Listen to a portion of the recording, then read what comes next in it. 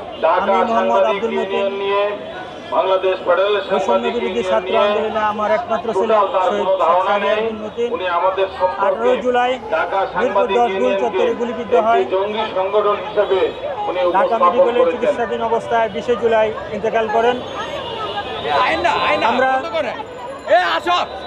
আমরা খুব হতাশ। আজকে দিন পর্যন্ত আমরা আমার সন্তান সহ অন্যান্য সন্তানরা যারা নিহত হয়েছে তাদের আজকে সংবাদ সম্মেলন করলাম, মানববন্ধন করলাম। আমরা যে বাংলাদেশের স্বপ্ন দেখে আমার ছেলে সহ যারা শহীদ হয়েছেন তারা কেউ সেই বাংলা এখন দেখতে পাচ্ছি না। এখানে বৈষম্য এবং দুর্নীতি চলছে এবং এখানে ন্যায় বিচারের প্রত্যাশা আমরা করছি, কিন্তু ন্যায় বিচার আমরা পাচ্ছি না।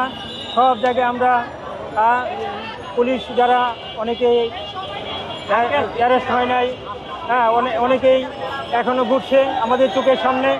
ন্যায় বিচার আমরা চাচ্ছি না। আন্তর্জাতিক অপরাধ ট্রাইব্যুনালে মামলা করেছে, আমরা এখন যাব আন্তর্জাতিক অপরাধ ট্রাইব্যুনালে ঘেরাও করার জন্য। তো সংক্ষিপ্ত বক্তব্য, ধন্যবাদ সবাইকে। আসসালামু আলাইকুম।